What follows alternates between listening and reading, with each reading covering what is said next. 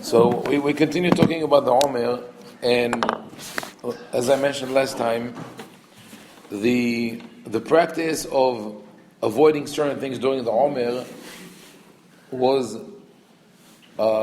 first sporadically practiced at the time of the Geonim, which is up to the 10th century, then disappeared, especially in Spain, and then picked up by the Ashkenazim after the Crusades. So from the time that follows the Crusades, which is about the 1200s to the 1500s, this is a custom that is practiced mainly by the Ashkenazim. But Rabbi Yosef Karo, who was the author of the Shulchan Aruch, writes in the Shulchan Aruch that the minhag is not to get married, not to have a haircut during the times of the Sefirah, either up to Lag BaOmer or for the whole period. And the leading Sephardic Hachamim at the time disagreed with Rabbi Yosef Karo. They said, why writing in the Shulchan Aruch a minhag that most Sephardim don't follow? The main two opponents of this minhag that we can mention by name is Rabbi Hizkiah di Silva, who wrote the commentary of Pri Hadash on the Shulchan Aruch, and Rabbi David ben Zimra, who lived in Egypt. And both of them said that they, like I mentioned before, that they have the minhag of having weddings unless it's someone that was already married before, and having haircuts all the way to Rosh Chodesh Iyar, and then every Friday in hour of Shabbat. And of course, we have to mention that when we talk about haircuts, it's only haircut and not shaving. Shaving was allowed at all times. Only the people did not shave; they just trimmed their beard. So the question is really how or where from the Shulchan Aruch took the practice and put it in the Shulchan Aruch that the Sephardim would follow the minhagim of Avilut and Sefirat HaOmer. So here we have to look at the influence of Kabbalah. So most people think, if you know a little bit about the Shulchan Aruch, Rabbi Yosef Karo, most people do not consider Rabbi Yosef Karo to be a Kabbalist. I mean, they think he was not influenced by the teachings of Kabbalah. As a matter of fact, there is sort of we could say a legend or a story that says that Rabbi Yosef Karo wanted to study Kabbalah with the Arizal, Rabbi Yitzhak Luria, but wasn't able to understand the Kabbalah and mystical teachings, and the Ari told him, it's not for you, you should concentrate on halakha. This is the sort of the myth that people know. But when you look into the writings of the Rabbi Yosef Karo, you see that a lot of the halachot that he wrote in the Shulchan Aruch are practices that are based on mystical teachings on Kabbalah.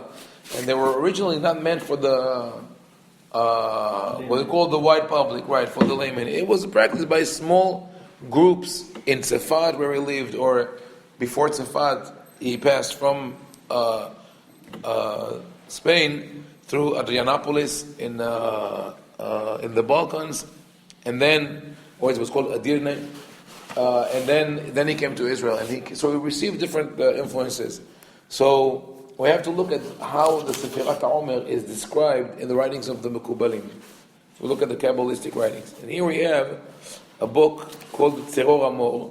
It was written by Rabbi Avraham ben Rabbi Yaakov Sabah, who, you know this name from, is a Moroccan last name? Sabah. No, Sabah. Sabah.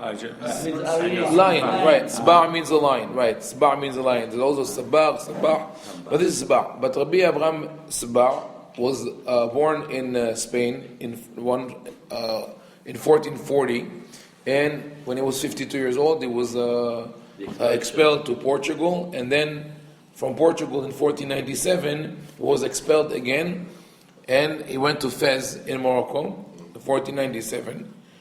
Two of his children were kidnapped by the Christians, also of his children, and some of his manuscripts were buried, so he suffered a lot. And from Morocco, he moved to the city of Adrianopolis in the Balkans and in Turkey, or Edirne, and he wrote some of his books, he rewrote them.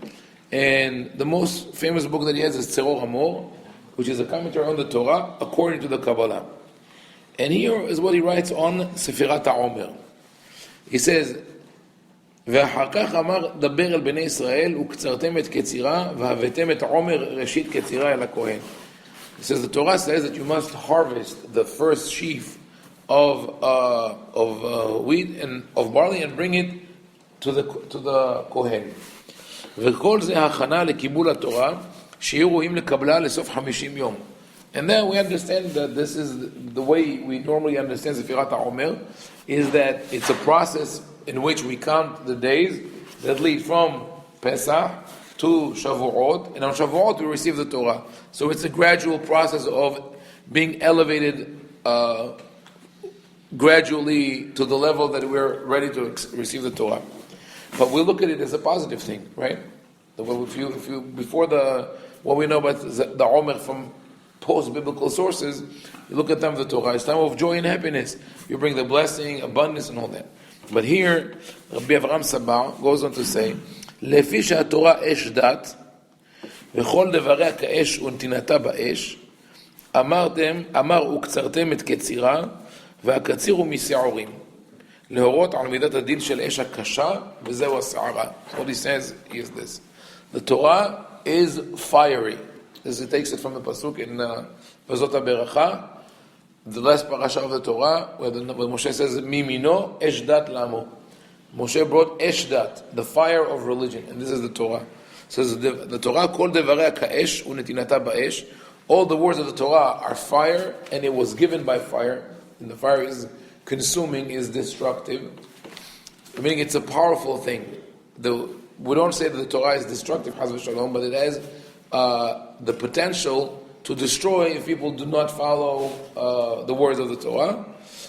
And he says, "Ve'akatziru mis'aorim," and now he's doing a wordplay. He says, since the harvest of the Omer is barley, and the word for barley in Hebrew is se'orim. The word se'ora also sounds like the word se'ara, which means storm. And of course, storm is also destructive. It says, didn't come into the meeting.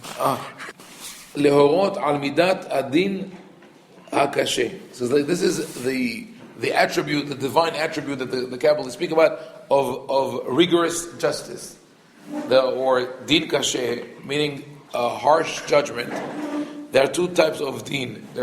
In Kabbalah, we speak about hesed, mercy, loving kindness, etc.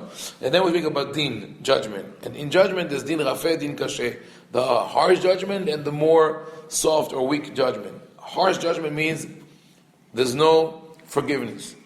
There's immediate retribution. If one sins, he's blasted right away. He's being punished. So, and that is something that is frightening. We don't want to live in a society where a thief is punished by chopping his hand off, right? So he says, "לרמוז על רוח שערה הבא מן השעורה, וזהו שאמר והבאתם את עומר ראשית קצירכם, כי העומר ידוע שהוא הדין, כאומרו והעומר עשירית האפה." He says, and the word Omer, the sheaf or the bundle of wheat, the bundle of barley, is also a different type of din, of judgment. And that's why you bring a korban. So now we go into a mystical realm where there's a great danger that hovers around above us, and that is the danger of not obeying the laws of the Torah, and the Torah is going to punish us.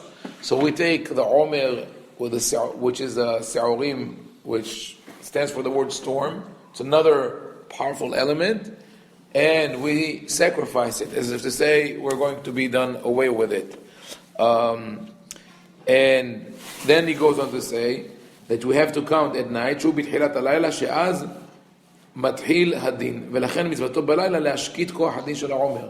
It says we count the Omer at night because the night is the time where judgment rules, and then we use its tools against it. ולפי שהם ימי דין אמרו שצריך להראות בהם צער ושאסורים בתספורת. He says, and because it's a period of harsh judgment, you cannot, you have to show sadness, and you're not allowed to take a haircut. So it's an interesting thing that Rabbi Avraham Sabah doesn't dwell on the issue of marriage. This is not the most important thing for him. the most important thing for him is taking a haircut. And maybe this is before the Rabbi Yosef Karo wrote his halacha. Rabbi Avraham still accepts the common Sephardic minhag of having weddings during the Omer. Anyone who wanted to get married during the Omer was allowed to do so, except for like exceptional cases. Someone who already was married and had children and was not in a rush to remarry could have waited until after the Omer. But Rabbi Avraham Sabar speaks about a haircut. And he asks a question on himself. He says, so why, if we say that those are days of harsh judgment, why do we only count until Lag BaOmer and then we start taking a haircut or tisporet? If those are dangerous days, then it should continue for the whole 49 days. And he says, which is what the Ashkenazim do, right? And he says, even though the people say that it's because the students of Rabbi Akiva died at that time, he says, this is just the revealed argument, but there are other hidden reasons, the one that he mentioned. And he says that the reason people only count till Lag BaOmer, or they make a break on Lag BaOmer, is because they said that the students of Rabbi Akiva died only during 33 days of the Omer and then stopped. But again, he brings his argument, it should be the whole Sefirah. So he says, he says the truth is that the harsh judgment only continues to the 33rd day of the Omer. What I told you before, he says that the whole Sefirah is a dangerous time. He says no, it's up until Lag BaOmer. V'simanich ki ayda galazeh ve'ayda amatzeva. And he brings a pasuk where the Yaakov puts a monument between him and Lavan to say, you shall not trespass this border to come and attack me. And the word for the monument is gal, which is the same letters of Lag. It's another wordplay that connects different concepts in the Tanakh. And it says, with this gal, with this monument, Yaakov put a boundary to this harsh judgment. And he says, and that's why we do not say for Sefirat Omer, we don't say the Becha of Shehayanu, which apparently we should have said. It's a beautiful mitzvah. It's only once a year. We should say Shehayanu on the first day. He says we don't say because there's no happiness there. It's all fear and so this is definitely a deviation from what the Torah says, and also from the Sephardic minhag. He's reestablishing the minhag of showing sadness in the Omer. Why does it dwell more on a haircut than wedding? This is not here, but he is based on a previous Mekubal, Rabbi Yoshua ibn Shu'aib, who was a Talmid of Rabbi Moshe ben Nachman, and he speaks about the connection between Se'orim, barley, to Se'arot, hair. Again, it's very intangible because there's no connection. The reason the barley is called Se'orim in Hebrew, because if you ever saw the plant, it looks like wheat with long hair. It's the hippie wheat, sort of. So that's why it's called Se'orim. This is the connection. But Rabbi Yoshua ben Shu'aib said, because we bring Korban Se'orim, and because we are dealing with mystical concepts represented by the Se'orah, we shouldn't cut the Se'arot, the hair. So we have a minhag, and we're going backwards. Abandoned by the Sephardim, picked up by the Ashkenazim because of the Crusades, but then reinforced by the Mekubalim for different reasons. And that is very common, by the way. Many halachic practices that were almost abandoned were picked up by the Mekubalim because they liked them. And they said, okay, we're here, so we find a reason, let's do that. The same applies to Mayim Ahronim, like washing your hands after the meal, and 3 meals on Shabbat, but it's for a different discussion. Now, so what is missing for us to find out is why Rabbi Yosef Karo takes this halacha that it was abandoned by the Sephardim and only reinforced by the Mekubalim, where is the connection that brings Rabbi Yosef Karo to put it in the Shulchan Aruch? So if you recall, I told you Rabbi Yosef Karo spent some time in Adrianopolis, in Adirne, before he came to Eretz Israel. So he learned in the yeshivot, and he probably studied under Rabbi Avraham Sabah of Fez, of Spain and Fez, right? And the truth is, not only he studied under him, but rather the granddaughter of Rabbi Avraham Sabah, the daughter of Rabbi Yitzhak, the son of Rabbi Avraham Sabah, is the wife of Rabbi Yosef Karo. So he has not only connection of student and master, but also family ties. So it's very probable that Rabbi Yosef Karo, who studied by Rabbi Avraham Sabah and heard from him all these things about Sefirat Omer and how it's harsh judgment and you have to be afraid of the dangers that lurk on those days, incorporate into the Shulchan Aruch, and now as a result, we are now in a period of where we have to express mourning and fear. Then from here we have to discuss more the idea of what do we do today in Sefirat HaOmer. In terms of actual practices, do we really have to limit ourselves to not have any joy, any happiness, now that we see that where this came from, and that even when the Shulchan Aruch wrote that, many other Hachamim disagreed with him. We'll discuss it better with Hashem tomorrow. And